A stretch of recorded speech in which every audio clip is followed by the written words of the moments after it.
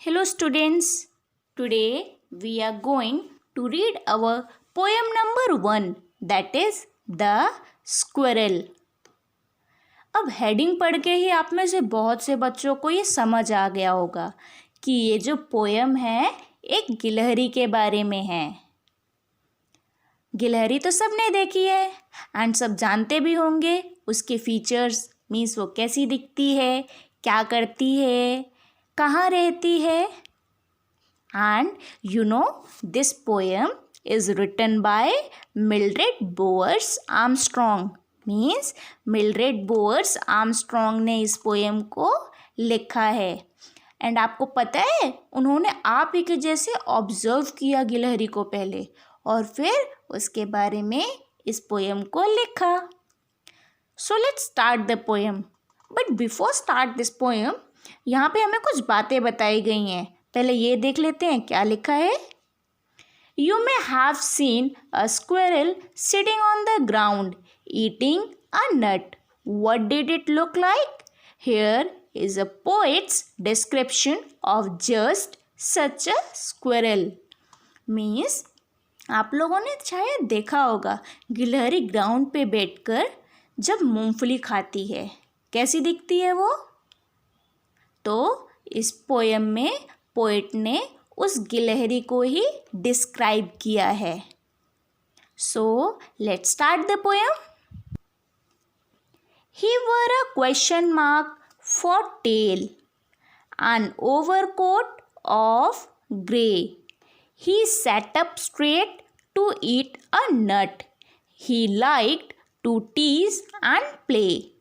And if we ran around his tree, he went the other way.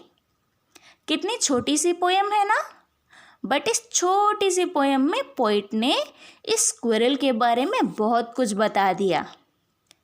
So now let's explain this line. In first line he wore a question mark for tail. Means जैसे poet ने हमें पहले ही इसकी heading से बता दिया कि इस पोएम में हम स्क्विरल के बारे में बात करने वाले हैं। सो in first line, the poet said the tail of the squirrel looks like a question mark. Means जो गिलहरी की पूंछ होती है वो देखने में बिल्कुल क्वेश्चन मार्क की जैसे होती है। As you can see in this picture, picture में कैसी दिख रही है उसकी पूंछ, क्वेश्चन मार्क के जैसे। Now come to the second line, an overcoat of grey. Here the body of the squirrel compared to an overcoat. Means गिलहरी की जो यहाँ बॉडी है उसको कोट के साथ कंपेयर किया गया है। जैसे सर्दियों में हम बहुत सारे कपड़े पहनते हैं और उनके ऊपर कोट पहन लेते हैं, वैसे ही गिलहरी देखने में ऐसे लगता है कि जैसे उसने बहुत सारे कपड़े पहन के एक ऊपर से कोट पहन रखा हो। वो क्यों? बिकॉज उसकी जो पूंछ है वो कितनी मोटी और फर वाली होती है। Now come to the third line.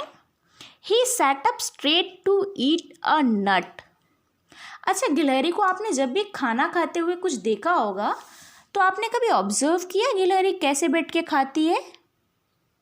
गिलहरी हमेशा स्ट्रेट पोस्चर में बैठकर खाना खाती है, मीन्स मूंगफली वगैरह खाती है। Now come to the fourth line. He liked to tease and play. और आपको पता है गिलहरी को चिढ़ाना और खेलना बहुत अच्छा लगता है। जैसा कि पोइट ने बताया है हमें, जो गिलहरी होती है वो हमेशा सीधा बैठ कर खाना खाती है और हमने जब भी उसको देखा है वो क्या करती दिखती है, हमेशा यहाँ वहाँ भागते हुए दिखती है।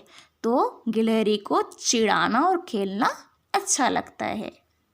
अब आप बोलेंगे चिढ़ाना कैसे अच्छा लग सकता है? चलिए ये बात हम नेक्स्ट लाइन में देखेंगे कैसे अच्छा लगता है। And if we ran around his tree he went the other way. Means last की दो लाइनों में पोइट ने बताया है कि जो गिलहरी होती है उसे हमेशा खेलना अच्छा लगता है।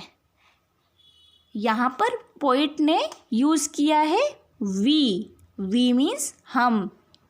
अब हम मीन्स पोइट एंड उसके फ्रेंड्स। उन्होंने पोइट ने क्या ऑब्जर्व किया कि जब पोइट और उसके फ्रेंड्स उसके पीछे भागे उसको पकड़ने के लिए, तो वो भागकर पेड़ पर चढ़ गई, और जब वो लोग पेड़ के पास पहुँचे तो वो वहाँ से कहीं और भाग गई। तो हुआ ना ये चिढ़ाना। So what this mean? It means गिलहरी को चिढ़ाना और खेलना बहुत अच्छा लगता है। So now at last we can say that in this poem the squirrel is described. Firstly, his tail is compared to a question mark. Secondly, his body with the grey fur is compared to an overcoat. Thirdly, his posture, that is sitting up straight while having nut, is described. And fourthly, his characteristics to being playful is described by the word tease and play. And finally, in the last two lines, human interaction is shown when the poet along with his friends tries to catch an squirrel to play, but the squirrel runs away. Thank you, students.